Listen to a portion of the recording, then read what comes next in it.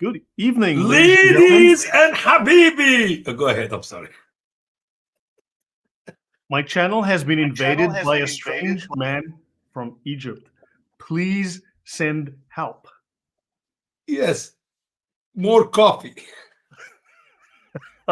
Guys, today when I was setting up the stream, I got home from work and I set up the stream and I accidentally, and I kid you not, I accidentally listed the stream because YouTube asks you, is it like education, science? It gives you categories. And I accidentally clicked on comedy and then I saved it and I was like, oh, now I'm going to go back and change it. I promise you, we can make it comedy. Just talk about Allah, Muhammad, and Islam, the Quran. It will be comedy. Yeah. So I left it because I thought, you know what, it is kind of comedy. So welcome, everyone. Hello. Good to see you all. Yes. So this is your favorite Egyptian and your favorite South African. Yeah, unfortunately, I can't say that I'm a murtad. Are you a murtad, Usama? And I was never a Muslim. I was born Muslim, but I never became a Muslim a day in my life. And Muslims are waiting for me to revert to Islam. But if you as a Muslim, how can you revert to something? Hey, hello, Brother Lloyd. Greetings to you in the name of our Lord and our Savior, Jesus Christ. Good to be with you and all you wonderful audience. This is my greeting to start with. Now, what was your question again? What was the question? I have many questions. Guys, just out of interest, I was contacted by a big channel. He's got 250,000 subs. He does music. It's a legit channel. He does production work in Germany, of all things, on TV shows and music. And they contacted me to do an interview, and they set up a little group chat, and they invited me in, and then they wanted me to go to a website to make an account. And I've seen this story before, and I started to get a little concerned. Just so, by the way, I have a lot of security, okay? Because one evening, for instance, my phone started beeping. In 3 hours, I had 30 notifications that someone was trying to hack my Microsoft and my Google accounts. So I routinely get these attempts. I don't know. I annoy people. There are times when I put out a video that really seems to upset somebody, and then I'll get spam. I'll get like 30 or 40 spam messages in a day because they signed me up for spam. So this happens. But this guy then said, no, just go to the site, just join the link, just sign, and then we'll chat there, and there'll be contracts for you to sign for the interview. And of course, I mean, come on, I worked as a systems administrator for a decade. And so you go to the site and you click on it, and of course my system goes wild because they want you to download a file, so my security software goes nuts. And obviously malware or spyware they want to install, and they want to run a command, which actually then runs a PowerShell script. So I told these guys, so guys, you want to tell me about this? And so anyway, so this guy, Vincent Lee, I must be him unless it's someone who hacked his account. Who knows? But he's got a big YouTube channel and does music. And I was like, why does a guy who does like hip hop and rapper interviews and music stuff, why does he, So it looks like I've annoyed somebody, and also Grunt magazine. I must have upset somebody. Was this a Muslim group or what? Or what? I don't think so. I don't know. I mean, there was a French magazine and this German guy, and so somebody's not happy, and they tried to infect my machine. So, man, oh man, let me tell you something happened with me just last week. We're having a conference coming up, or one of my speaking engagement. I don't call it conference. With another lady, she's going to talk about something about Israel, and I'm doing my presentation, Israel or Palestine, and then we have this Veterans War room in Minnesota, which only fit 200 people, so 200 seats. So we decided, to make it more right, people have to register to come to show up, okay? You cannot just walk from the street, sit down, because maybe we don't have enough room for the 200 people to sit. So what are we going to do?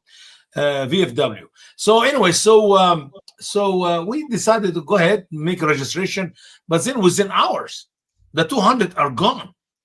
So people are trying to register, get in, but they cannot get in because it's gone. Well, normally it would take a few days to fill in the 200 seat, not just within a few hours. So the gentleman who is setting the whole thing up online, he went to check these people out, see who are these people who registered to come to our meeting. Well, they are from Germany, they are from Saudi Arabia, they are from France, they are from, I mean, everywhere, but not Rochester, Minnesota. You can imagine. And then guess what? Each one of them registered 5 seats, 8 seats, 10 seats. Woo! And we found out the Muslims are trying to cancel the meeting simply by register the 200 seat, and obviously none of them are going to show up. So we're going to sit in the meeting with nobody to be there. We figure out their number, man. Muslims are very loving. They're very peaceful. They don't know deception. They don't do trickery. They're sweet, sweet people. So anyway, so we refund all these people back. We give them nothing because it's free anyway. So we said to them, sorry, you cannot be in our meeting. And now we did it in a different way. So we make sure only Americans or those who live in Rochester will come. We would love to have the Muslims. Right. We always look forward to see 10, 20, 30 Muslims, but not 200 who will not show up because they're from some other country around the world. Yeah. Yeah, no, another peaceful Muslim today drove his car into 10 people in France and set his car alight. It was filled with petrol cans and injured there's also a politician that was badly injured. So yeah, this is how it is. And of course, New York, rest in peace. Yep, and yeah, but look, this is going to, I don't think ultimately they win. I think ultimately what happens is this comes to a conflict. I think that's what wins. That's what happens. Yeah, but my sorrow is this, Lloyd, is normally in the last 1464 years, 65 years, when Muslims set a foot somewhere, they never leave. You cannot take it back. Yeah, but look at Spain. They got thrown out with force. Yeah, after force of over 400 years, whatever the number of years was. But guess what? The Muslims are taking Spain back. They're working so hard to take it back. Granted, but I think the thing is, people are starting to wake up. I mean, I don't think there's that much unawareness anymore. And in the US, they have, let's just say, the means to get rid of them. The Spanish were weak. They started with nothing in the north and they had to work their way south. They started off very small, very weak, separated, divided, and they managed to pull it together with peasants and stuff. And in America, I think it's a different story. Yeah, but the problem is, if the American wake up, if the American do what's right, it's going to be a civil war. That's what Muslims want. For sure. They don't want to do jihad in the Middle East. They want to do jihad here in New York. They want to do jihad in Texas, in Minnesota, in Virginia, and yeah, look, in this sense, I think I have faith in you know what? If you look at the Americans that I know and the people, the fighting spirit, you don't have to be the majority because, I mean, think of the saying, always outnumbered, never outgunned. Yeah. And I think this counts. Well, let's move on. Let's move on, Brother Lloyd. I cannot wait to get to this very important chapter.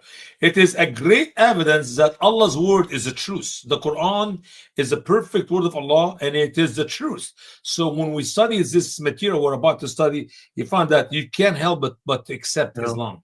You know, you see a lot of Muslim comments now. I see it on social media. They're like, oh my God, look at the Islamophobia, look at the open Islamophobia, look at people. They are really concerned now. They're really concerned because people are turning against them. Sentiment is shifting and they are responding to it. And once that sentiment builds to a certain level. But okay, so guys, we will briefly talk about the story of when all people perished together. Then we'll go to Moses because we've covered all of these stories. We've only got a little bit left. I'm so proud of you. But that story, the story of when all people perish together, that's very important. The detail in that chapter is beyond your imagination. I mean, think about it. When all people perish together, like together. So go ahead. Like the Jonestown massacre, or like. Listen, it was my birthday last week, and my special friend Christy Johnson gave me. Happy birthday. I didn't know that. I didn't know it's your birthday. No, I'm going to send you one of these. I'm not finished yet. Ooh, go. Oh my golly. Hey. Okay, listen. I'm not done yet. I'm not done. Ooh, look at this. And his own signature. Trump. No. I'm not done yet.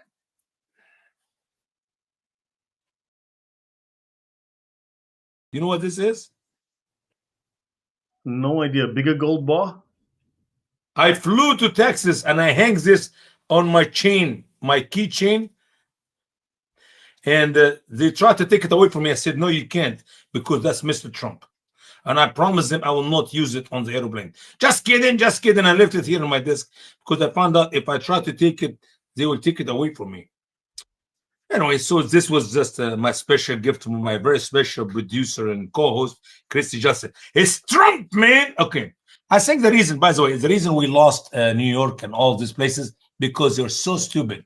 They are the what do you call the rhino, the Republican name only, and they don't want Trump to get involved in it. So Trump said, okay, have it your way. We're not going to promote it. We're not going to ask people to come and vote as a MAGA agenda. And guess what? We lost, because that is what the rhino wants. The rhino wants to... It's actually really simple. It's immigration fraud and illegal immigration working exactly as intended. Sure. Let's move on, brother. Let's move on. Yeah, let's move on. So let's go to the story of when all people perished together. This is a really intense story, as you can see. That's the whole bitch. Yeah, I thought we just use this as a starter, like a warm-up. Okay, so guys, all right. We'll get one more chapter coming up. Yes. Are we ready to be amazed by the Quran? I cannot wait. I can't wait. Chapter 12, the story of when all people perished together. Ibn Kathir stated that this type of perishing, when an entire people died together collectively, took place before the descending of the Torah, the book of Moses. And then he proved his point with the following verse in Quran 28:43. And indeed, we gave Moses the book after we had destroyed the first generations, to become to the people a guidance and a mercy. Perhaps they may remember. Perhaps. Yeah, I don't know. I can't remember. Does anybody remember? I'm fresh out of memories here. Even when you read, Brother Lloyd, when you read the chapter, you need to take your time, because it's very important. Okay, go ahead. Okay, so everyone with me, breathe in. So far. Woo. Sa. Excellent. Good. Ibn Kathir continued by stating that Ibn Jarir and other scholars said that Allah did not destroy a people with a torment from the heaven or earth until after he sent the Torah, except to the book of the people of the village whom Allah transformed into monkeys, and Allah knows best. There's so much knowledge here, man. So much knowledge. I don't know. So you may be surprised to learn that this chapter is only 2 paragraphs long. Are you saying your description is longer than the actual chapter? Also, what is the message of this chapter? The answer is that there is no message, but we can learn something. You talk like Islamophobe, man. This is a chapter in the great scholar Ibn Kathir's writing in his book, The Beginning and the End. Al-Bidaya wal-Nihaya lil-Allama al-Kabir Ibn Kathir. أنت ما بتفهم شيء? You don't understand? Please make it stop. Okay. We can learn something of the level of ignorance of the Muslim scholars. I believe that Ibn Kathir had never studied the Torah, for if he had read the Torah carefully, he would have learned that the Torah contains all the information, beginning with the creation through the exodus of the children of Israel from Egypt and their entry into the promised land. Another important fact is that there were only 2 times, according to the Bible, when all people perished together. The first was in Noah's day. People perished by flood. The second time was in Lot's day, in Genesis 19. As for the statement that Allah tormented the people of the village by causing them to be monkeys, this was just an invention of Muhammad's imagination as fabricated in the Quran. Well, yeah, guys, this, praise be to Allah. This is the word of Allah. Is anybody now? I need to ask all your wonderful audience. Anyone is so excited about the beauty and the detail of the information about when all the people perish together. Anybody is ready to say the Shahada? I think glory to God has found that very powerful, and I think she's considering joining her local mosque. Like, no, but first we have to say the Shahada together, man. Together, collectively. Collectively, you mean we all have to like agree that this was an amazing story? Well, it's a chapter in Ibn Kathir's book. I did not write it for him. Glory to God is secretly sending me messages, and she's saying, Lloyd, the story was so short. I realized if this is the Quran, then the services are going to be really short, and these long church services kill me, So I can be in and out in 5 minutes flat. Go back to the verse. Go back to the verse. I'm going to prove to you wrong. Go up, please. You almost cried. See, almost cried. I know. Almost cried. Me too. Go up, man. Go up. Up. Now, read the verse. Concentrate. So you read the verse too fast that you missed it. Go up to the verse. Keep going. A little bit more higher. A little bit more higher. A little bit more. And stop. 28:43. What did Allah say? And indeed. Do you know the scholars disagree about what Allah meant and indeed? For according to the great scholar, are you listening to me? You just mocking. I'm trying not to. I'm actually. It's like for my own mental health. I'm trying to avoid. Sometimes you go to a simple sentence in the Quran, and when you read the scholar's interpretation to that simple sentence, by the time you go to the first 2 words of the sentence, you forgot what was the verse is all about. Like wailun, woe. Wailun allazina yaktubuna al-kitabi bi-aydihim. Woe to those who write the book by their hand. Quran chapter 5, verse 13. Do you know that I read almost 4 pages by the scholars of Islam to the interpretation for the word woe? And I discovered amazingly, Brother Lloyd, that woe is a huge mountain in hell. But I also discovered that woe is a huge valley in hell. As a matter of fact, it will take a person 40 years to get to the bottom of that valley if he dropped in that valley in the bottom of it. I discovered that woe is the bus. You know, when you have a cut in your hand and disinfection and white stuff come out of your hand, you know what I'm talking about? It's called bus. Pus. Bus. Pus. It's not Pepsi, it's Pepsi. Listen. We don't have P in Arabic. We only have B. Bus, okay? The bus, not the bus you take to the school. The bus come out of your hand like you drink Pepsi and you eat popcorn. Hand bus. Yep, okay. Bus. Let's do that one. It is actually a valley down in hell where the infidels eat from it. Or would drink from it, whatever. Oh, enough. Oh, God, now I can't sleep for a while. Just try to explain to you the interpretation of the word woe. So when you read, and indeed, you just read it, and it's like you don't care about what it means. So this is like what so you serve that with the camel urine. Exactly. Allah Almighty gave, Moses the book. Did Allah give Moses a book or did he give him a scroll? Was it a book? When Moses got but I thought he gave him tablets with the 10 Commandments because Moses only got the 10 Commandments. He got no book, and then he got the 632 mitzvot or something, which is from the oral law. But, I mean, think with me. If that verse is true, Brother Lloyd, if that verse is true, and we're talking about, obviously, some people who died together. Who do you think died together before Noah? Except the flood, except Noah's people, the whole earth, except 8 souls. Noah, his wife, Ham, Shem, Japheth, and the 3 daughter-in-law. Why can't Ibn Kathir can figure this out? Why he does not know what he's talking about? I mean, he's a scholar, and he does not know what the verse talking about, and he did not give a straight answer. Is this a hard question for a scholar like Ibn Kathir to tell me what Allah is talking about when he said we had destroyed the first generation? That's because you missed the first verse that actually comes before this. It says, names have been changed to protect the guilty. You see? Ooh. So basically, I missed that one. I missed it myself. Allegedly. You see, it's actually, they took out allegedly because if they had to say it, then Allah might get sued or something. So it's like in England now. In England, when a Muslim, most European country, when a Muslim commit a crime, they put the initial for his name. They will never put his name because they're afraid that the rest of the Muslim will be upset. Those who have not yet raped their daughters. You see what I'm saying? This is the guy, bad guy, raped a young lady, so they will not put his name. So they say ML. Well, let me tell you, M starts from you know Muhammad. that all of the crime in England is committed by Welsh choir boys. Let's just be honest now. Man.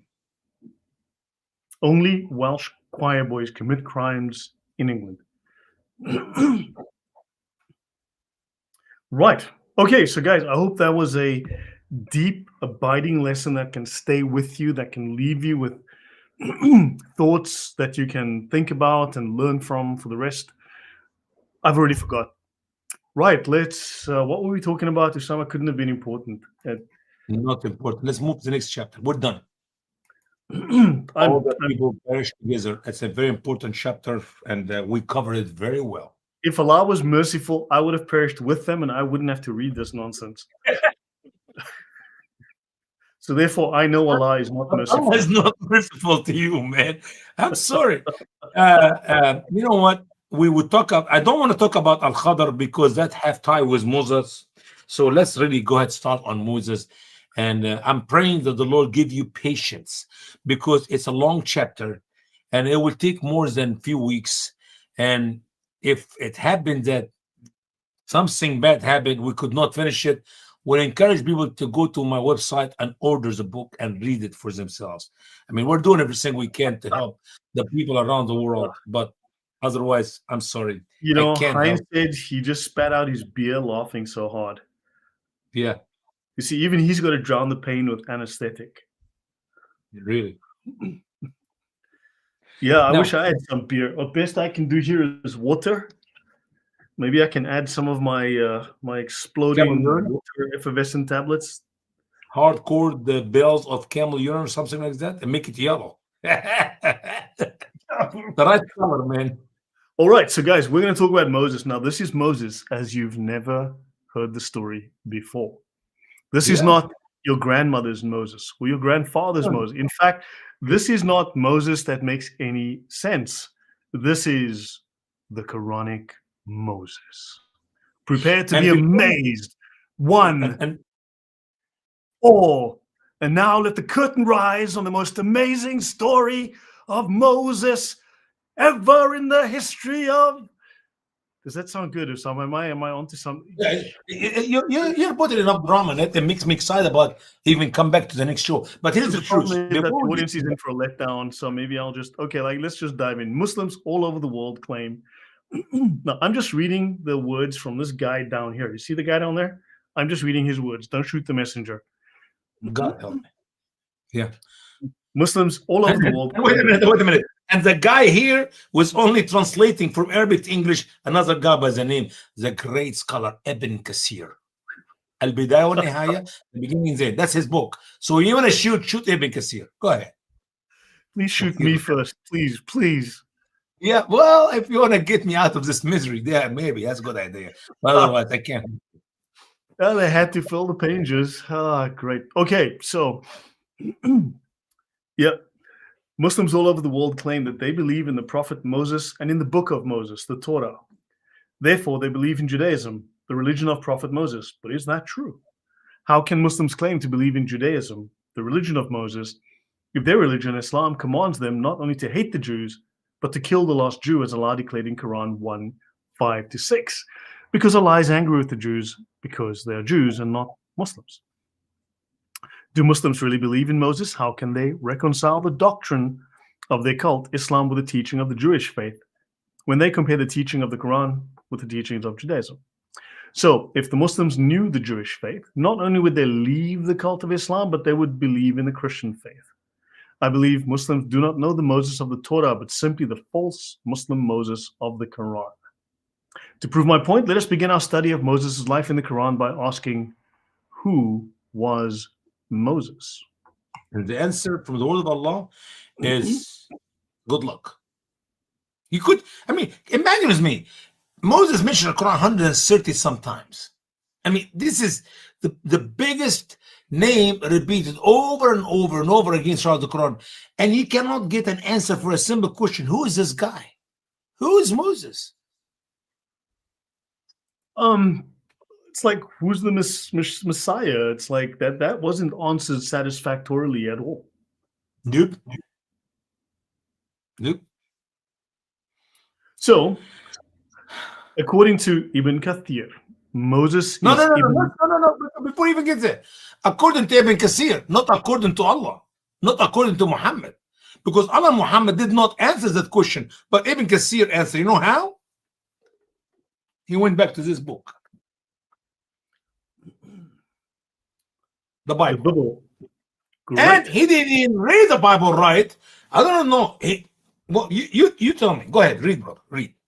Which Bible did he have? I gotta wonder which translation was it. You know.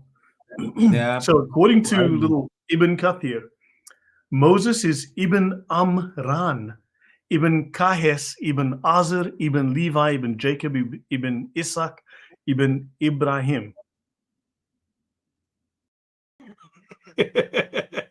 So Moshesh is Ibn Amran. Okay, let's have a look at this. There's a little one over here. I'll click on that. Ibn Kathir, Stories of the Prophet. Okay. Once again, where did Ibn come up with these names and this genealogy? Not a single verse in the Quran or the Hadith gives us the lineage. According to the Bible, the name of Moses' father was not Amran, it was Amram, as written in Exodus 6:20. Amram took for himself Jochebed, his father's sister, as wife. And she bore him Aaron and Moses, and the years of the life of Amram were 137. This name is also mentioned in Quran 3:33 and 66:12. Muslim scholars disagree on the identity of Amram, mentioned in Quran 3:33.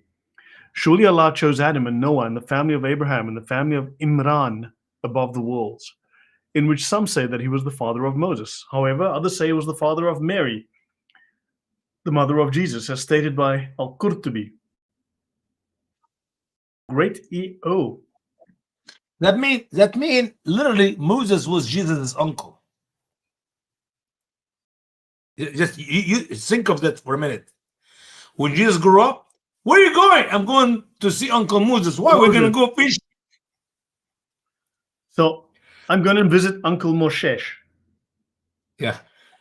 So Jesus was like, yeah, don't worry, Mom. That I'm going to go see Uncle Moshesh.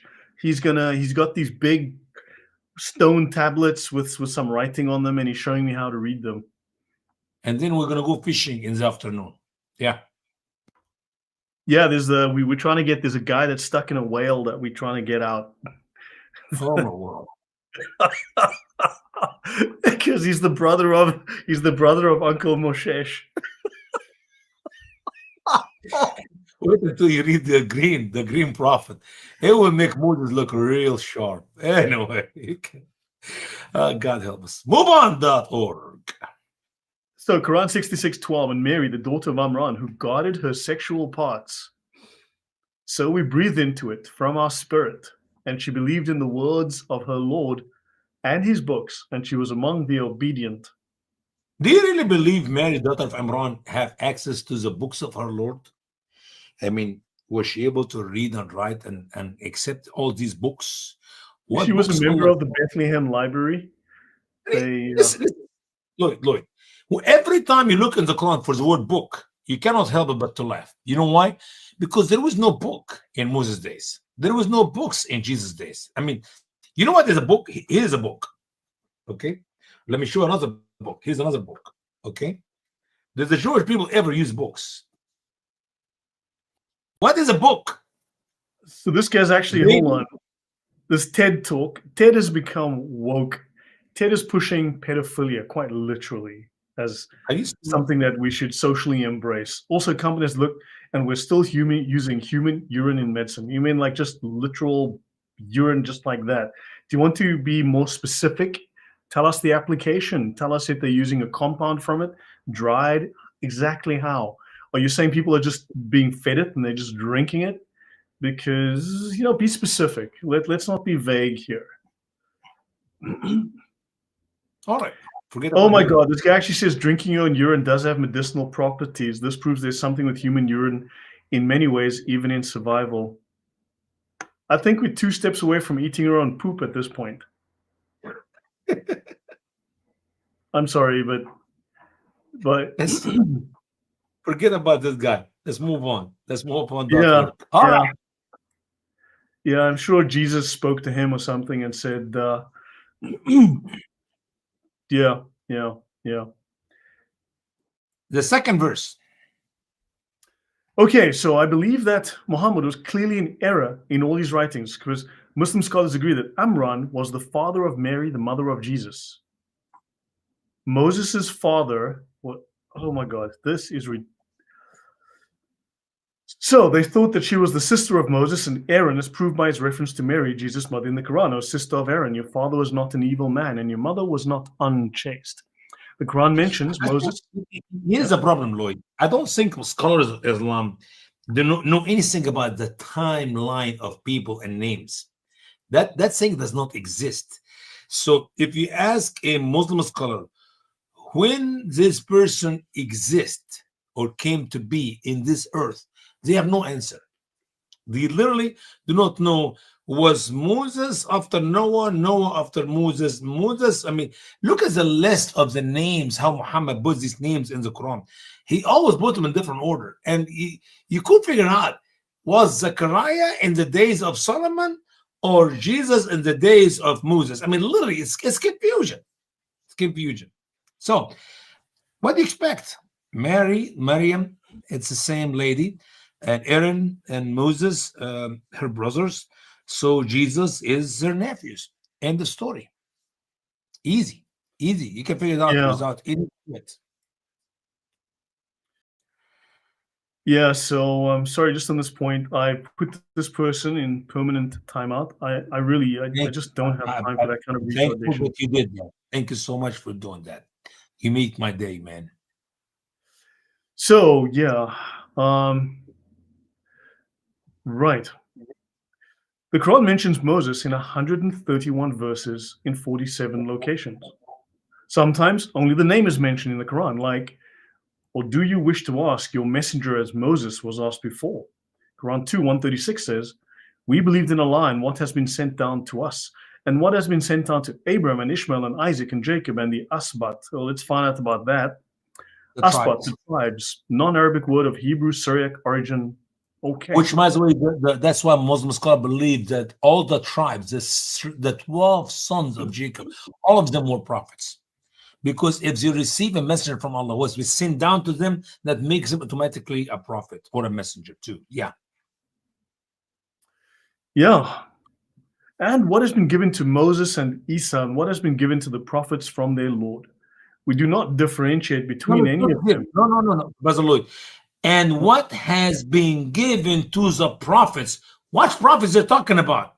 It is an open-ending sentence. Why? Because if Muhammad forgot some other names of some other prophet because he never heard of or he does not know, it's hey, here it is. It's in the verse. All the prophets, Allah does not want to mention by names. Therefore, we just make a genuine sentence.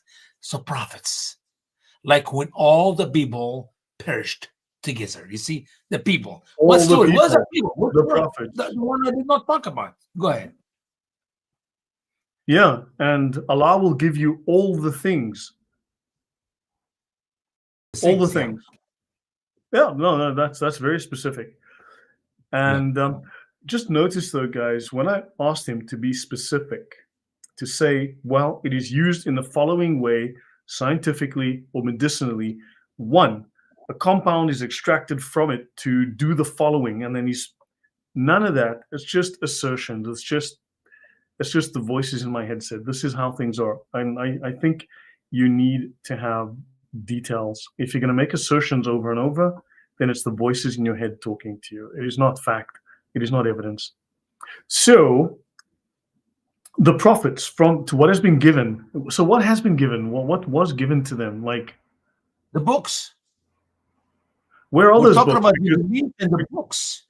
Come on, there's like 50 books given to Abraham. There's like 30 books given to Enoch. There's like 20 books given to. I didn't have the majority of the books, and they were printing then in his days. There was a big print shop, and they were printing lots of books. But then the print shop catch on fire and burned down. That's why the books did not continue until today. I remember because it happened in the afternoon after it was very drought. It was very drought when it happened. It was very dry. The books were burned. Yep. You got the point? You didn't get the point. No, I'm look, that's the only explanation that can be, So where are these books? We don't know. Muhammad didn't think to preserve any of it. It's just sad. So we do not differentiate between any of them. And to him, we are Muslims. There's no difference between any other prophets. Okay. Moses is in the following verses of the Quran. A long list follows. And these verses add nothing to the information given for the story of Moses. They simply take up space. Sometimes the name is inserted into a listing of names with no purpose. For example, Quran 6:84. And we granted to him Isaac and Jacob. Both we guided, and Noah we guided before among his descendants. Brother Lloyd, I hate to interrupt you. When you say him here, that's Abraham, Isaac, and Jacob. What do you forget about what the Bible said? I want you to be a good Muslim. You don't believe in the Bible because it's a corrupt book, okay?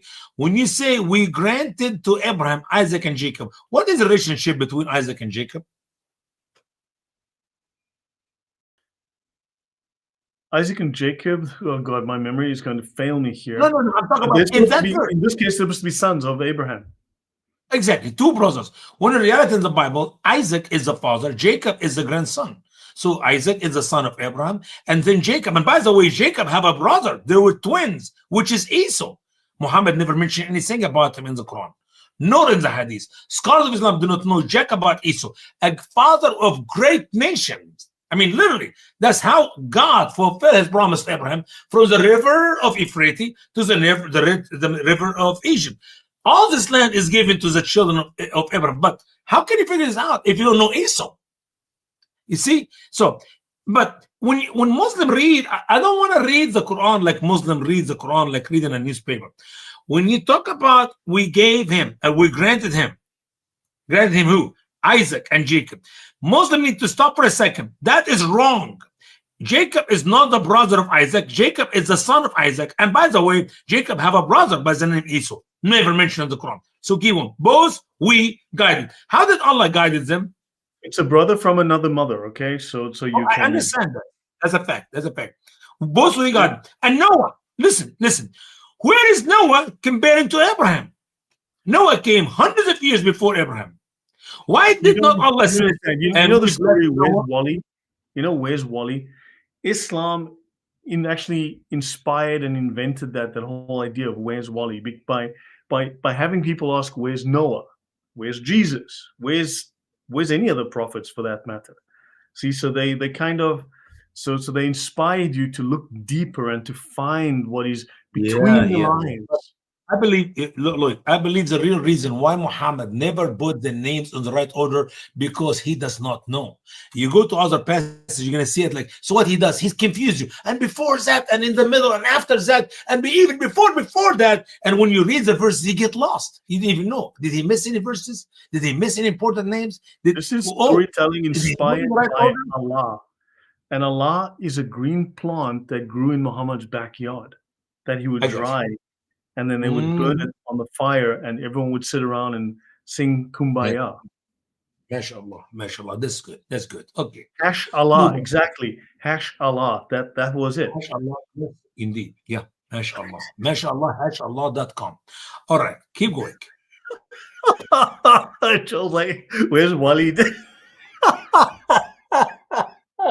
Oh my god, I'm gonna get dizzy. Oh my gosh. This is so funny. I mean, this is just, it's retarded. Before, okay, so Noah was before, and among his descendants, look at that. David, okay, the father of Solomon, makes sense. And Job, you put Job as a descendant of David? For heaven's sake. Job was way before any of this name. And Joseph, well, I saw Joseph was a way before David and Solomon. That's among his descendants. Who's his descendants? Noah's descendants? Wait a minute. First of all the people of the earth will come from Noah. I promise you. But what order did Muhammad put in that verse? Does Muhammad have a clue about what he's talking about? This is Allah here. Momo, what? I cannot read that. I have to move. It says Job and Joseph and Moses and Aaron, and likewise we reward the doers of good. MashaAllah. Okay.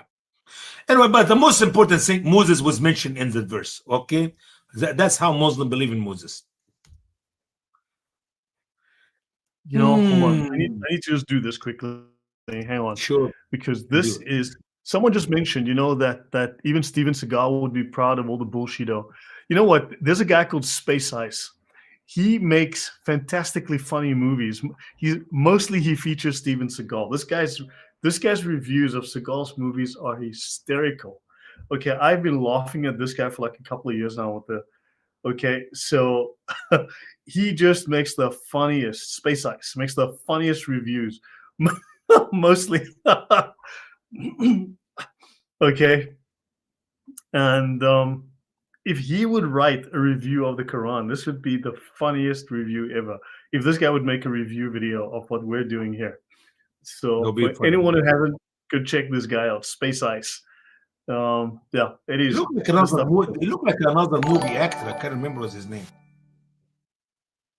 Don't remember, that was Steven Seagal there. But Ignacio de Torres, welcome. Just subscribed. So this pattern of inserting names is repeated in 2, 136, 384, 29, 39, 33, 7, 42, 13, and so on and so on and so on. The names given along with Moses are in no particular order. The names given along with, causing us to wonder if Mo really knew who came first. These names are not in correct historical order and often unrelated to each other. Why am I not surprised? The story of Moses in the Quran is in 2 different styles, which we will call short and the long version. The short version ranges from 1 verse, like Quran 61:5. And when Moses said to his people, "O my people, why do you harm me? And indeed, you know that I am a messenger of Allah to you."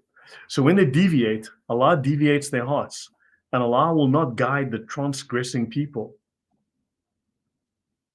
That's the one type of stories of Moses. 1 verse, have a little bit of information, and you read it and you scratch your head. You don't know what in the world.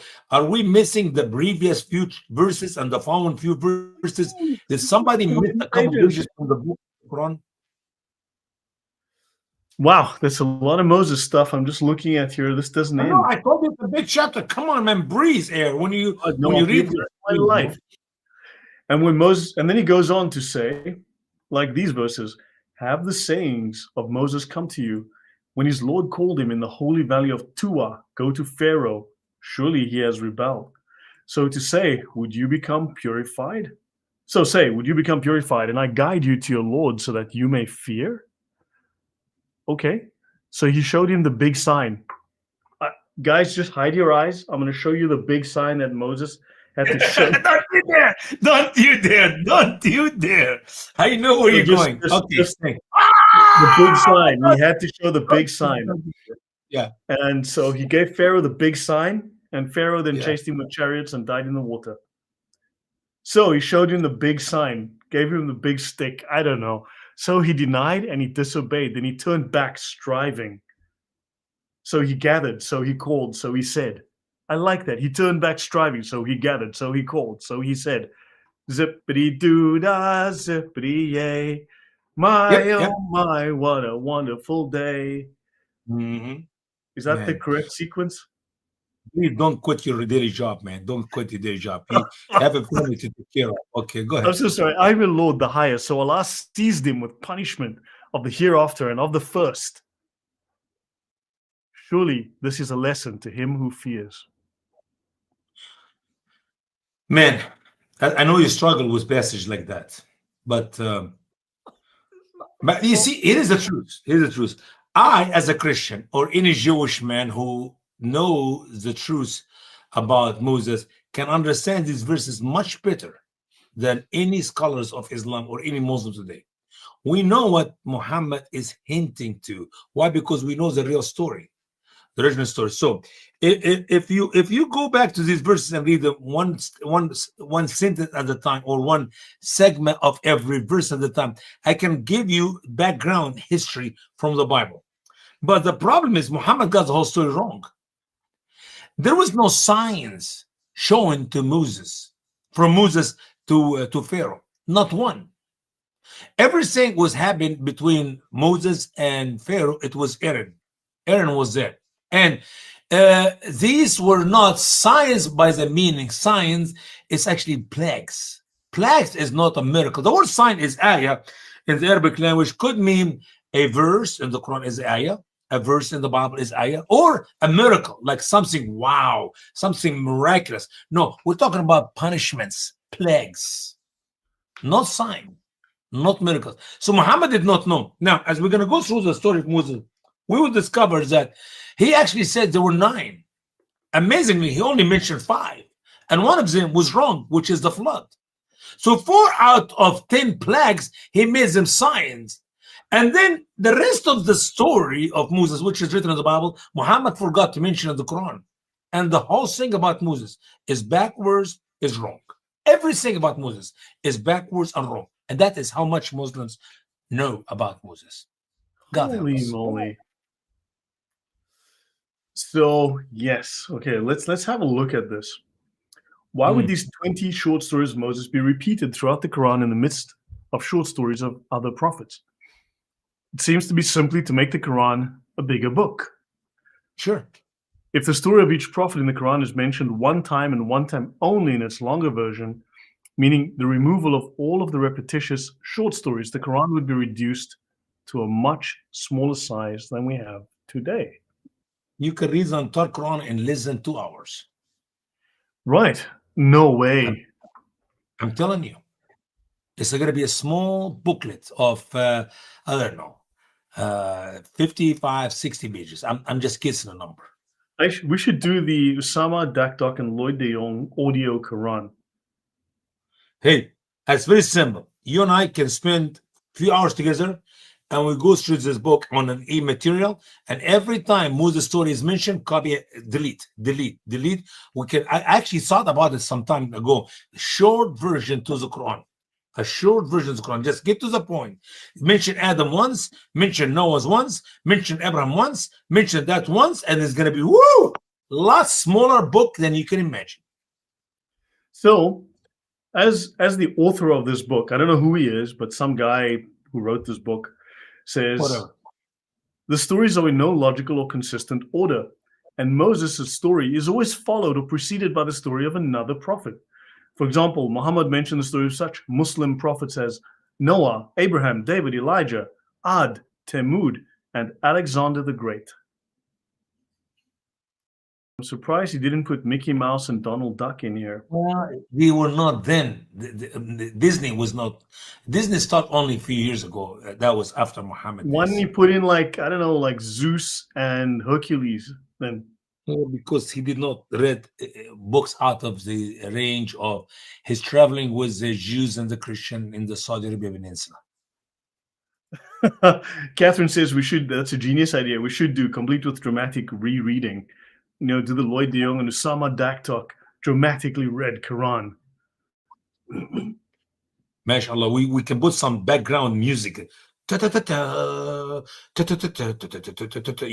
that guy who does those movie trailer voices, you know. There's only one man who can do this. One man who can save the world. One man who has a big enough gun. You know, get that movie voice guy. We get him to do it. Just as the trailer for it. But depend how much it's going to cost us. If it's expensive, you know, we can just but just we'll just read it, and then we'll I don't know. You know, people will pay us just not to release it. You know, people please don't. We get rich by not releasing the book. Man, that's awesome. Please, give it away. Please, please, shorter. Don't start. Okay, so let's have a look at this. Okay, so Ad, Tamud. You guys, of course, know about the story of Ad and Tamud, those great already, yeah. characters from Ad and Tamud from Ad and Tamud, right? You guys, yeah, okay, those And guys. Prophet Yeah, Salih and those Prophet Salih and Prophet Shaib. MashaAllah. Shaib to Medine. Salih, yeah. So let's go look at Moses' life as in Quran 28, but also other versions in Quran 7, 20, and 26, and other scattered references. So let's have a look at Moses and we'll compare with the biblical account. Let's look at the birth of Moses and the killing of the sons of the Israelites. Quran 28. It was a dark and stormy night. The thunder was thundering. Yeah. Thunder, man. And the prophet was wailing. Frogs were falling. The earth cracked open and people fell in. There was molten lava gushing out. Lightning was tearing the sky. Birds were falling down. You make the Quran more excited than what it is. Why are you promoting Islam, man, with your propaganda? And over the rest of New York, it will be fine to mild with scattered showers. Oh, that was the news report for New York. That's like how the yeah. So according to 2:2. Okay, so according to verse 2:2, those are the verses of the clear book. This is not just a simple story, but part of Muhammad's support for the truth of his revelation. The statement is found throughout the Quran as Muhammad's repeatedly maintained that the words of the Quran are clear. Was he trying to deceive us because he was aware of how unclear the words were? Well, let me ask you a question. Have you ever read a book? I mean, I know you read lots of books. You're a smart man. You're not like most Democrats who do not know the right hand from the left hand. But have you ever read a book start by saying, these are the clear words, the clear book, the clear whatever? And have you ever read a book in French? It's written in French. Or a book written in Spanish, and it says, this is the clear word of the Spanish language. Or why Allah put these ridiculous statement in his book about the Quran is clear and the Quran is easy to understand and the Quran is written in Arabic? Why? Because anytime you write a children's book, it's really simple. Let's tell you a story about Abraham. Abraham was a man and he got on a big boat and then there was a flood. And Abraham, no one on the boat could play cards because Abraham stood on the deck. I thought it was Noah who's taking. You're killing me. Of course, you cannot play. It's not complicated. It's not maths. Did you really mention that this program today is going to be a comedy program? Is that what you didn't actually accidentally make it comedy? I was typing the wrong thing and then I saved it as a comedy. I think you make me laugh today more than ever. I never laughed like that before. I mean, I have a rough day, as you know, and with all the stuff I'm going through with my truck. But now I'm glad we did the show, man. I am trying to take this stuff seriously, honestly, but you read it and you're like, what retard wrote this? Allah. I mean, it is Allah and Muhammad. Mo and Allah together.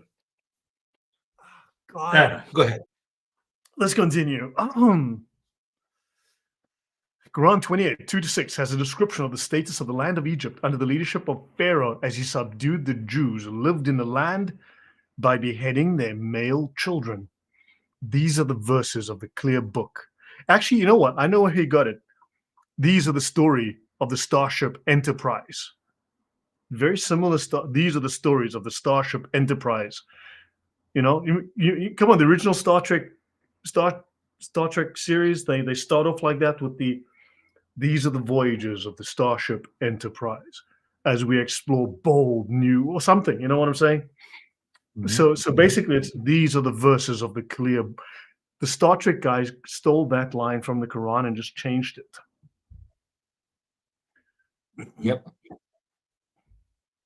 Maybe you're right. Anyway, we will recite to you some of the news of Moses and Pharaoh with the truth to the believing. you notice what he said here? Some of. You know why he put some of there? Some of the news. Yeah. Because why, the rest is some on paid for cable. There's only so much free news, and you got to pay for the rest. Subscription. No, it's because Muhammad did not know how much was there. So to cover your bases, you see, this is some of. I did not tell you I'm going to tell you the entire story of Moses, but some of it. When in reality, when you read all that sum of which you read about Moses, it is A, wrong, B, missing information, C, nothing to do with the true story of Moses. I mean, it's just a joke. Some of. Okay, tell me about that sum. So surely Pharaoh exalted himself in the land and made its people into sects. You know, I think Allah is bothering me in the form of a fly. If you guys could pray for my salvation from this Allah fly, that'll be great. It could be a demon in the form of a fly that is trying to interrupt my appreciation of the eyes. Yep. I see it from here. Maybe I should catch it and dip it in my water. Make sure both wings under the water, otherwise he may get sick. Yeah, but then it just neutralizes the point. You see, the good wing and the bad wing just neutralize each other. There's no benefit. So in other words, I may as well just have it without the fly then. If you eat the whole thing, you'll be fine. I don't need protein that much, but thanks. Okay. All right. Hey, I tried to give you advice, man. You don't want to listen. I don't care. I'm trying to help you. So surely Pharaoh exalted himself in the land and made its people into sects, weakening a group of them, slaughtering their sons and sparing their women. Surely he was of the Vandals. Let's stop for a second. Wow. Slaughtering their sons. Did Pharaoh ever slaughter one son? When you open the Bible, he gives the son, he cuts the head off with a knife, like Muhammad used a sword. Is this true? I know. If you slaughter the son, sparing the women or sparing the girls? I mean, did women in Moses' days birth sons and women, or boys and girls? I mean, why did not say and sparing their girls? Why use women? Look, when Allah said it was a clear book, what he meant was it's a book made of glass, and it's written in beautiful crystal glass, and you can see right through it. Definitely see right through it. I always say clear like mud. Yeah.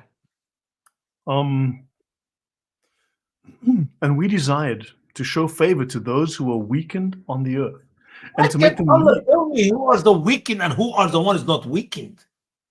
I mean, is it so hard for Allah to tell me the Jews, the Hebrews, Moses' people? Why Allah speaking in a weird way of what kind of style of writing is that? I don't know. Listen. If it is clear and easy to understand, why Allah speaking in mysteries? Look, you know what? Think of this guy earlier who came on, who was making all these strange comments about urine. When I asked him for specifics, for details, right, he was very unspecific. Now, if you're trying to hide something, or you are trying to sell someone a story that you can't justify, then you are going to be very unspecific. And I think the Quran is doing the same. It's trying to sell you something that it can't justify. So it lacks detail. It doesn't want to be specific. It doesn't want you to examine those specifics. It just wants you to take it as done. That's it. Yeah. Keep going. Just so you guys know, Pharaoh was the name of the guy that was in charge. Okay? It was Pharaoh Brown or Pharaoh Smith, one of the, probably Pharaoh Brown. He was supervisor, Pharaoh Brown. It's a long story. I'll explain that later. And we desired to show favor to those who are weakened on earth, and to make them leaders, and to make them the heirs, and to establish them in the land. When he says the heirs, you know what Allah is talking about? He will make them the leaders in Egypt. He will make them the inheritors of the land of Egypt. Muhammad screws the whole story of Moses so badly that I don't know. Are we talking about the same Moses? I don't know who we're talking about. It's like some random dude who's going to weaken people and he's going to make people leaders and they will be established in the land. And you're like, huh? Who? It's bad. It's very bad.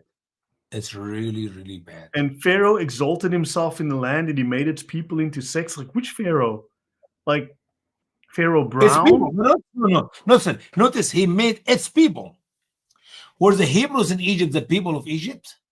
Do they have anything to do with Egypt? They were like the migrant. They were like the illegal boat migrants of the day, I believe. Yeah, but it's just Muhammad does not know what he's talking about. He could not tell me the Hebrews. He could not tell me the Jews. He could not tell me Moses' family, Moses' ancestors. I mean, what's so hard to put a sentence in the Quran makes sense?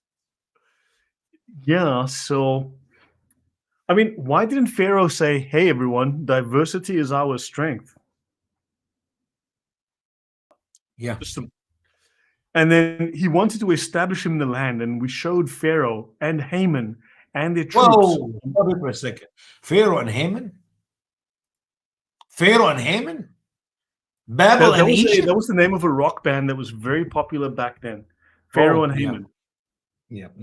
I think Pharaoh was his name. He was like the lead singer, and then you had Haman. We know about Haman in the book of Esther and her uncle Mordechai, and that was in Iraq, okay? And we know Pharaoh is the Egyptian, my ancestors, okay? I know my pharaohs. I know for sure we do not have any Haman in the history of Egypt. Haman as a name in Egypt is like, say, Muhammad Ali Mustafa in the history of America. The ancestors of the American people who came from, say, England or came from France. One by the name Hussein Ali, and the other one is named Muhammad Absattar. Okay, when you put Muhammad coming from England to start the life in America, the historian laugh at you. I just figured it out. You see, because you said these American people had aunt sisters. You see, and I know they did not have aunt sisters. They didn't even have aunt brothers or aunt aunts for that matter. So that is where the confusion came in. Yep, must be ancestors, not aunt sisters. Well, aunt sisters. So you see, this is how Muhammad got confused because he wasn't sure. Are you following me? We're in verse 6 of that chapter, which is the verse number 5, because we start from number 2. These are the verses of the clear book. What is clear about Pharaoh have to do with Haman?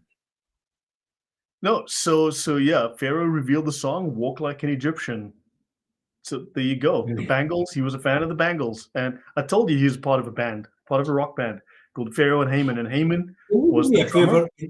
Lloyd, can you do me a favor? Sometime between here and next week, get me some Muslim scholar to help us to understand these verses. Man, I will do my best. So he showed Pharaoh and Haman and their troops among them what they were fearing. This is in direct conflict with Moses' own account in Exodus 1, verse 22. This records that the male children were not slaughtered, as Muhammad said in the Quran, but were drowned. So Pharaoh commanded all these people, saying, "Every son who is born you shall cast into the river, and every daughter you shall save alive." Notice here, sons, daughter, not sons, women. And there's no sword, there's no knife. They didn't cut heads off. They simply drops them in the water. And they didn't do it. The funny thing is they didn't do it. Show me in the Bible. How many children of Israel, the sons, were drowned? Give me the number. You're not supposed to know because Allah works in mysterious ways. I know you're going to answer that question that way. You always answer me by mysterious way. What mysterious are you talking about? I have no clue, but that's okay. MoveOn.org. Go ahead. The Quran is not here to answer your questions. The Quran is here to be believed. And I find your lack of faith in the force disturbing. MashaAllah. MashaAllah. I feel good. In Ibn Kathir's interpretation, he wrote that Pharaoh abused the children of Israel, causing them to do the worst and lowest type of work in the land. Although he made them work at McDonald's, just so you guys know. Although they were the best of the people in the land, he was killing their sons because the children of Israel was studying the when belief. when Allah was, Brother Lloyd, when you read the Quran, we found that it's not clear. When you read the interpretation of Ibn Kathir, still not clear. Can you tell me what type of work? You mentioned McDonald's. It could be McDonald's, except I don't think I recall we had McDonald's in Egypt 30 years ago, not 300 years ago or 3,000 Sorry, years no, ago. it's actually Magdallas, like Abdallahs, but Magdallas. So it's very similar. No. Can you be a little bit specific, Ibn Kathir, and tell me what kind of dirty work or low work they were doing? Can you give me? I mean, anybody can open Genesis account and read, man. They were making bricks. I mean, what is so hard to tell me? They were making bricks out of mud and straw. I mean, Allah does not tell me anything. Ibn Kathir interpret does not tell me anything. And you expect me to believe? Believe in what? In nonsense? What is the lowest work? What is so hard for Ibn Kathir to tell me? What kind of, was he carry poop on pockets from Pharaoh's house? Dump it in the field? I don't know. Maybe they were doing urine experiments. Who knows? It could be. Maybe that guy was trying to tell us something earlier. But yeah. So it was. I don't know. I don't know why it doesn't just give you the facts. It's like, well, you see, actually, they were doing terrible work, and you don't want to upset Allah, then He will make you do the same work He made that. You don't want that, do you? Allah knows best.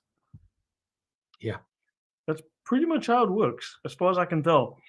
Because Allah gave the punishment of the clouds to the people that died together. And you don't want that. So therefore, worship Allah. Allah knows best. Alone, yeah. I get it. Mm-hmm. Yeah, you don't want the punishment of the people that died to fall on you, do you? No. What happened to them? Absolutely. No, Allah made them, it was murder by death. And it was... Mm-hmm. Mm-hmm.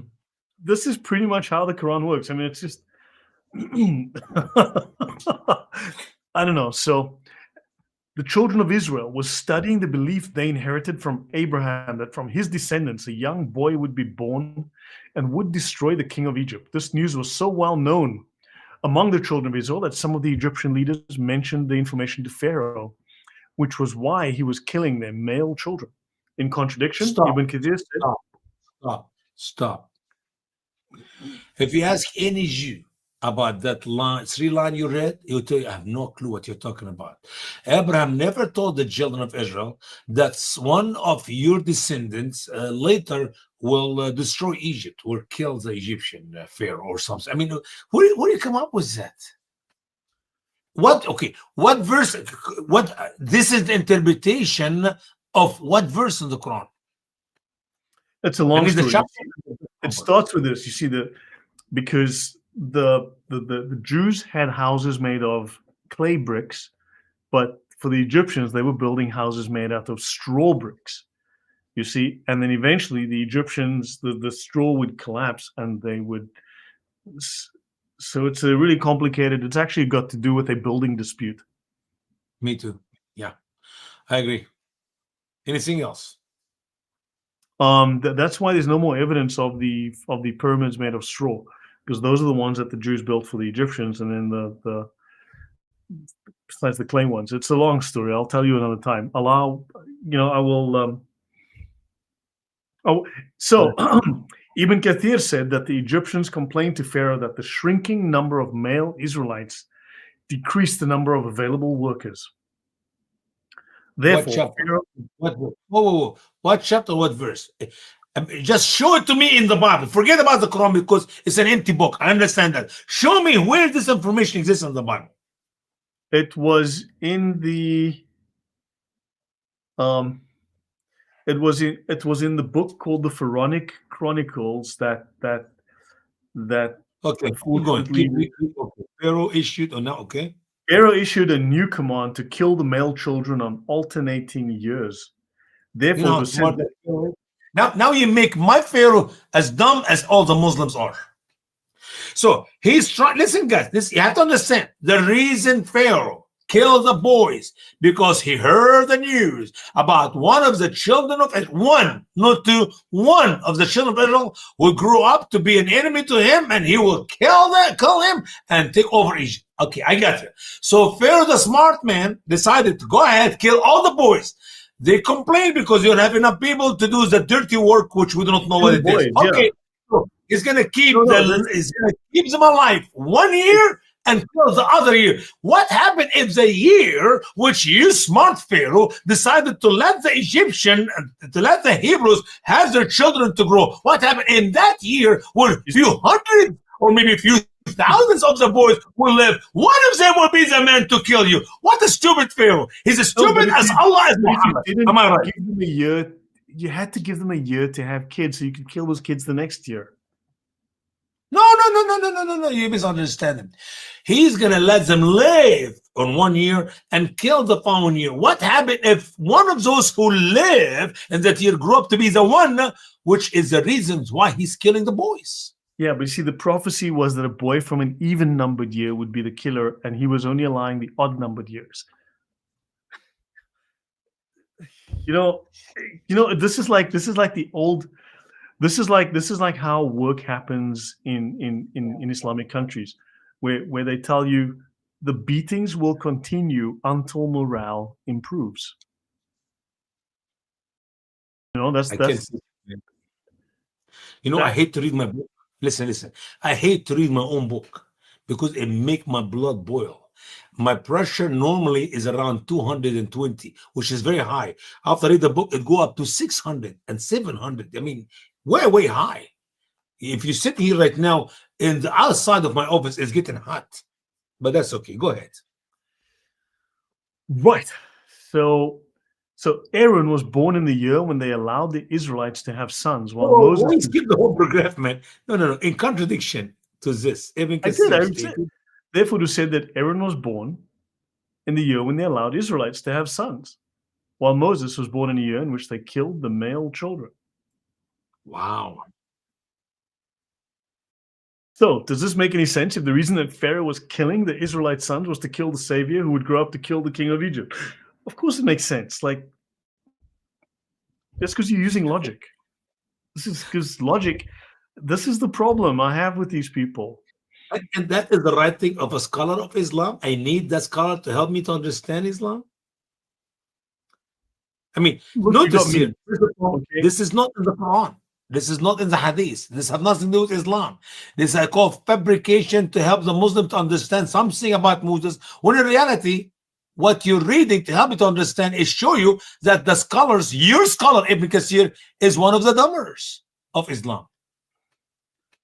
Right, and the leaders from the people of Pharaoh said, will you let Moses and his people to vandalize in the land and desert you and your gods? And he says, we will kill their sons and spare their women, and surely we are dominant over them. Yeah, so when did Pharaoh actually give the order for killing the sons of the Israelites? Was it when Moses was a baby or when Moses was a grown man? Because I'm looking at this and this looks like Moses is a grown-ass man here. No. You're reading into the text. Actually, Allah knows best. This is Moses and his homies. This is not like... No, Moses was a nobody when he was 2 years old, okay? So... the whole story of Moses in the Quran is a great evidence that Allah is not God, Muhammad is not a prophet, Ibn Kathir is not a scholar, and Muslims are stupid. That's the whole purpose of why we read the story of Moses. And by the way, we're just in the beginning. We're just talking about the birth of Moses. And so far we found enough contradiction, enough nonsense, enough fabrication. I don't understand why Muslims even believe in Islam. It's got something to do with those ant sisters, I'm telling you now. Why we don't have enough people like you and I to talk about Moses day and night all over the internet? All over the internet. Why just me and you? Why I'm the only guy who wrote that in a book? You know, I mean, they so badly misunderstood the biblical stories, they rewrote the parts that made sense to a violent people. Yeah. So, yeah. And so in the Quran, Moses was a breastfeeding baby. Okay. But in Quran 7, Moses is a grown man. That's a real contradiction. And Haman, let's talk about Haman, because none of this makes any sense. We may as well just move on. Because also, for the sake of Usama's blood pressure, I think we need to get past the little hurdle there. Where did Haman come from? Yeah. Another error in the preceding passage is in verse 6, where Haman is mentioned in the timeline of the story of Moses. He's one of the contemporaries of Pharaoh, and Haman actually served under King Ahasuerus, or King Xerxes, who ruled Persia. We're in the wrong country now. I'm sorry. Like a couple of countries over to the right. Earlier, I told you wrong. I meant Babel. I meant Persia. I give you the wrong even country myself. God help me, man. Oh man, I'm losing my brain. Go ahead. So Haman was he was around from 486 to 465 BC. That would be about 2 or 3 weeks after Moses died, right? Around it, yeah. But maybe just a couple of weeks, right? So you missed him by just like 5 minutes, right? Yeah. So let's see what this little thingy tells us. Richard Strauss, the story of Ahasuerus. Well, I don't know how you say that. Ahasuerus and Esther. In Arabic, we call Ahshawirish. I don't know how you say it in English, whatever. I'm not even going to try. So this is not only the wrong kingdom, but a discrepancy of approximately $1,000. Sorry, 1,000 years. There's no record of the name Haman can be found in Egyptian history during the period of Moses. Why don't scholars ever raise this and go, hey, that is my question to you, Lloyd. Why not? You have 50 people like you and I all over the internet. Why not every one of us open that and talk it to the Muslims? Help us understand your story. I need to learn about Moses. I mean, help me to become a Muslim. Can you answer a simple question about what your Quran teach about Moses? What your scholars teach about? Yeah, but that's in the Hadith, so that's in the Durs, or in the Tafsir, and we don't follow that. We follow the Quran. You're like, that's the usual dodge. Then why? So you support these scholars? Are these scholars all liars? What's the story here? It's like, so show me the detail from the Quran. Why should I believe this? Where's the detail? Where's the history? It's like, oh God, no. I mean, and you have to understand, we start earlier. Muslims believe in Moses. Muslims believe in the Torah. Muslims believe that the Torah has been corrupted. Have they learned about Moses in the Quran and the interpretation of Moses by their scholars? They will become a Christian. You want to end the war in the Middle East? You want to have peace between the Muslims and the rest of the world? What you believe, it's just that you believe, you see? What I'm saying, Brother Lloyd, we got enough bullets in our hands in the Quran to destroy Islam. But nobody's using it. Let's talk about Trinity. Let's talk about the death of Christ. Let's talk about the corruption of the Bible. Let's talk about the Quran. Let's talk about Allah. Let's talk about Muhammad. Let's talk about Moses in the Quran. Let's talk about Noah in the Quran. Let's talk about Abraham in the Quran. And guess what? You destroy Islam. Muslims will leave Islam and they become something else. If they're really religious people, they will become a Christian. If not, they become atheists. Either way, you end the war in the world and you have peace all over the earth. Right. For free. So, it will not cost billions of dollars or trillions of dollars and no shedding of blood. We're not going to kill one Muslim. We're not going to kill one terrorist. Just educate them about Moses. Yeah, but good grief. Okay, so if anybody knows the God Emperor Trump, if someone can just let him know that we need some funding for this, please, that'll be great. So, and we revealed to Moses' mother, right? This is how Moses survived Pharaoh's death orders. So basically, it works like this. Order 66 was issued, and Order 66 was to kill all the Jedi. Moses was a Jedi. And we revealed to Moses' mother that breastfeeds him. So when you fear for him, so cast him into the river, and do not fear, and do not grieve. Surely we will bring him back to you, and make him of the messengers. So the family of Pharaoh picked him up, so that he may become an enemy to them and a grief. Surely Pharaoh and Haman and their troops were Katein. Okay. No, sinners. All right. Here's the deal. The Quran is a clear book, easy to understand. If you read these verses without the knowledge from the Bible, What happened when you cast a little boy into the river? He learns to swim instantly. You know. Yeah, become a fish. Yeah, no, it's like genetic or biological. It's like evolution. You throw him in the river, and then they. Does this make any sense? You read the Quran, brother. You read the verse in front of you. It would take you about a minute to read 2 verses, 7 Yeah, and I 8. think if you throw a Can little you baby tell into me? the river, he'll end up somewhere in the bottom very quickly. Okay. You see what's happening here? How can you understand the stupidity of Allah in the Quran when you read these verses? Okay, breastfeed him. If you fear for his life, throw him in the river. Just like,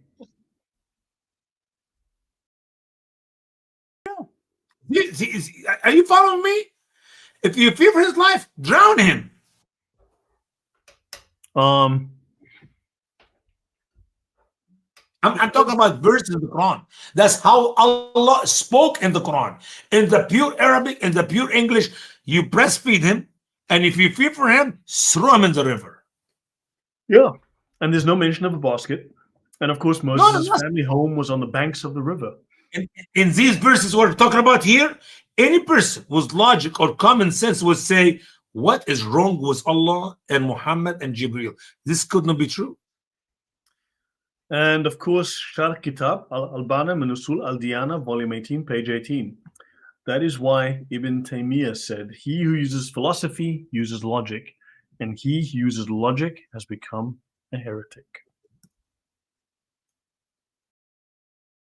That is some scary stuff right there. But no, there's no logic in Islam. If you use logic, you leave Islam. You become an atheist. You become an apostate. Period. That's why Muslims don't even ask. Why you ask? You really want to understand? You want to know? Are you serious? This is so scary. Right, so let us continue. So his family home was on the riverbank. His mother made a basket, according to the tafsir, and she tied it with a rope with which she could pull him in to breastfeed him. Yeah, that's what you just leave the baby floating out there, pull him in. Look at the logic. They created the basket. They put a rope in the basket. He's living in the Nile. Once in a while, bring him in, breastfeed him, put him in the basket, push him back to the bank. What a stupid idea. Where do we read that in the Genesis, in the Exodus account? It does not exist. Exodus does not talk about that. The Quran does not talk about that. Logic does not say that. But somehow the scholars of Islam interpret that. Cast him into the river, not dump him in the water, put him in a basket with a rope. Can you imagine? What if she put him in a basket and a rope? Because, by the way, her house was by the bank. They know where Moses lived. Imagine that. They don't know jack about Moses, but they know his mama's house. You see, we solved it. The river. Ooh, yeah. What happened if you put him in the river, brother? What happened if you put him in the river and he start crying? Shush, baby. Shush, baby. Some Egyptian will see you. Shush. No, you see, I just figured it out. See, when you said bank, wasn't a river bank. There was a mistake in the translation. It was a bank. So they would put him in the safe in the bank. You see? So therefore, when he was crying, he was just hidden under the money. It was all good. And he was in the bank in the safe. He was safe in the safe. The bank, see, when they said river bank, it was the name of the bank. River Bank. Yeah. Right? Naming was very primitive back then. Marketing, it was not a perfect science yet. So people, instead of calling it like the Bank of Egypt or something, just called it the River Bank. Everyone, the bank by the river bank. Yeah, that one. See? Yes. Yeah. Mm-hmm. Right? Like, for instance, there was a big bank in town. It was called the Big Bank. So it's kind of, and you could hide your baby in the bank, in the safe, in the bank. Mm-hmm. Yeah, no, this is. I understand. Yeah. Oh my God, this is funny. It was a safety deposit basket.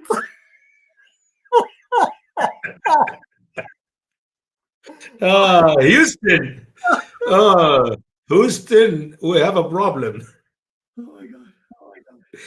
Anyway, keep going. Read one more sentence before we close the show for today, man. One more, please. Give me one. Make sense now. Now, in the next program, if you're not going to make any sense, quit now. Otherwise, make sense in the next one. Go ahead. Okay, so the Quran does not mention. Okay, hold on. So the family of Pharaoh picked him up, right? Okay, no, we were here. Sorry. The whole family of Pharaoh. Understand that. Listen, like the cousins and the uncles and the aunt and the nephews, the entire family went to the river and they picked him up. Does this make any sense? Just to say the family of Pharaoh. You know why he said the family of Pharaoh? Because Muhammad did not know. Is it his wife? Have you ever seen like in England, you have these things like Smith's family butchers, right? Yeah. Mm-hmm. So basically, it either means that they butcher families daily, or the whole family is a bunch of butchers. So maybe that's why the whole family went out. Yeah. You know, yeah, the family went out to the water. Yeah, I mean, understand what you're saying. Yep, makes sense. Yeah. So the Bible records in Exodus 2. You're gonna find out later, Lloyd. It is his wife, not his daughter. So he did not say he kept it. What happened is Muhammad did not know who is which one. So he just put the whole family name on it. As if we only have one Pharaoh in Egypt, by the way. Pharaoh. One guy in Egypt, his name is Pharaoh. That's okay. But then later, he said the wife of Pharaoh. He picked up the wrong one of the family of Pharaoh. That makes us the matter twice as bad. God help me. Go ahead, bro. Go ahead. You know, guys, for the safety of Usama's health, you know, we gotta probably wrap this up here. Let's finish up here. Exodus 2:2-4. So the woman conceived and bore a son, and when she saw that he was a beautiful child, she hid him 3 months. But when she could no longer hide him, she took an ark of bulrushes for him, daubed it with asphalt and pitch, and put the child in it, and laid it in the reeds by the river's bank. And his sisters. Here's the bank. Yeah. What?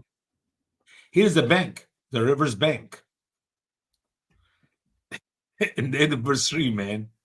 Yep, the river's bank. Yeah, exactly. So it was a bank. We know it was a bank for sure. Right? And this is where Ibn Kathir came up with the idea of a basket. But there was no rope attached. And Moses' mother did not pull him back.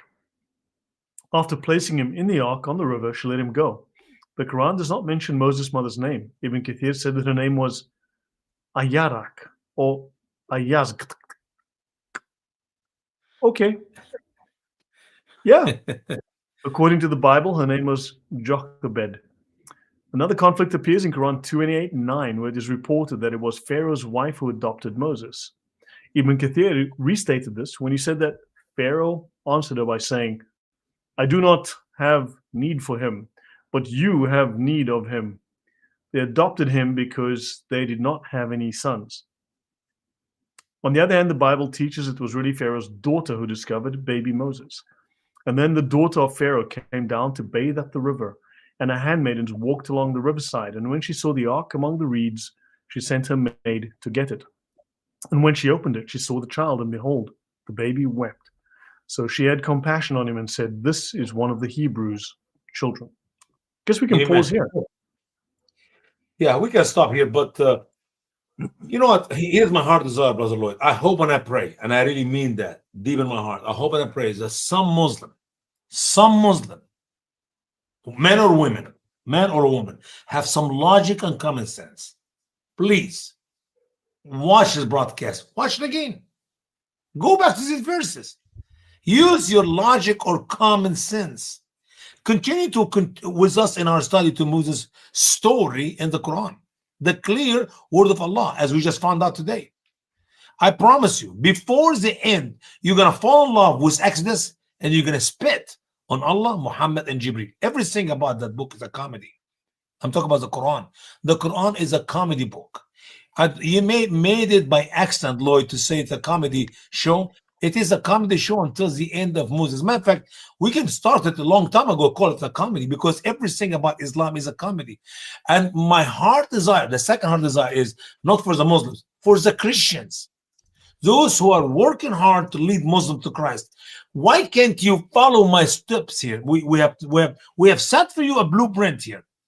You're welcome to use my book. It's available. For heaven's sake, the book is available. The 2 volumes. We're still on volume 1. Here's the are. It is the writing of the scholar Ibn Kathir. It's not my writing. Ibn Kathir, read these books in your shows. Pick up one of the story. You don't like Moses? Go to Noah. You don't like Noah? Go to Abraham. You can do it too. Says, look, Ibn Kathir lived in what, the 14th century? How could you be so unlearned about the Bible? And why are we writing this 700-800 years later to try and explain the Quran? Because you cannot understand the Quran. See, the problem is we, the Westerners, we don't talk about the Quran. We don't mention the Quran.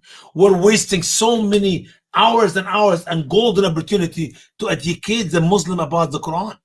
If you ask all the Muslims who left Islam, why did you leave Islam? Oh, because somebody convinced me of Trinity. No. Oh, because somebody convinced me the death of Christ. No. Oh, because somebody convinced me the resurrection of Jesus. No. Oh, somebody convinced me the Bible is true. No. The reason they left Islam because they learned the truth about the Quran. You will never search for a different route to travel unless you know you're lost.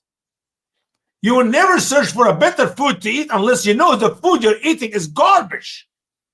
You will never search for a better clothes to wear unless you know that you're naked. You will never search for a better drink unless you know you're thirsty. Muslims have to know they're thirsty, they're naked, they're lost, they're hungry for the truth. Nothing they have in their cult makes sense, and that's when they will search for the truth. And you're welcome to share the truth with them about Christianity. But we wasted literally hundreds of millions of dollars with our missionaries all over the Muslim world in the last 200 plus years to reach out to the Muslim with the gospel of Jesus Christ. And we didn't. You know why? Because 99.9% of our missionaries have never read the book, the Quran. You cannot lead a Jew to Christ unless you know the scripture, the Jewish Bible. Why? Because there is the answer and there is the evidence for Christ, the prophecies. You cannot lead a Jehovah's Witness or a Mormon to Christ unless you know what Jehovah's Witnesses believe and what Mormons believe and what atheists believe. That's how you lead them out of their lostness to the truth of the gospel. You cannot lead a Muslim to Christ unless you read that book to them, help them to find out they are lost. They think, well, I read the Quran, I couldn't understand it, but I'm not a scholar. Ibn Kathir is a scholar. Al-Tabari is a scholar. And thus, and I can mention a bunch of other names. So he knows the Quran. Therefore, I just believe it. No! Your scholars are stupid dummers. I know it's not a word. I made up word, okay? I made up word. Dummers. So, why the Muslims are taking over the West? Because they think they're doing God, Allah, a favor by wiping out the Christians from the face of the earth and wipe out the Jews and force Sharia Islamic law, which is built on that book and the teaching of Muhammad in the Hadith. We can stop the Muslim from taking over New York, from taking over America, from taking over Europe, if we can expose them to the facts and the reality that the Quran is a garbage, empty book. No truth in it whatsoever. Muhammad is not a prophet. This is a miracle of Islam. That book fall down, kiss Islam goodbye. No. Let's continue to waste our time being insane, doing the same thing we have done the last 100 or 200 years, expecting different results. No, you're crazy. I will not debate a Muslim about any topic in the Bible.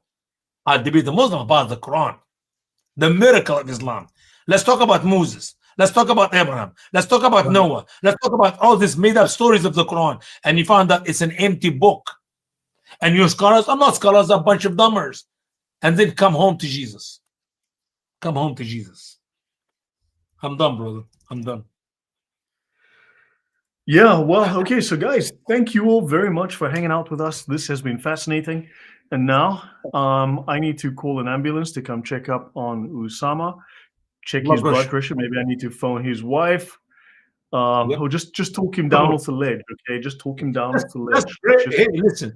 Instead of the blood pressure and ambulance and all this, praise that the Lord give me wisdom to be able to change the alternator in my truck for my son to be able to go and work tomorrow using his truck, not my vehicle. So, guys, let's hope Usama gets his truck fixed. Everybody send a couple of prayers his way to get that truck going. All right, very important. And it's very important to have a car. Trust me, I didn't have one in Poland for 7 years. I finally got one this year, just a couple of months ago. So finally, after 7 years, I finally got a car. Finally, that's how things are here. So it's important. So, you know, so yeah. Love you all. Appreciate you, my dear Muslim Guys, friends. thank you all We very love much you. for this really We fun want the time. Muslims. Yeah, we want the Muslims to know that we love them. We care about them. They are victim number one of Islam. Victims number one of Islam. Sadly, the rest of us as victim number two. Let's praise the Lord who sets them free.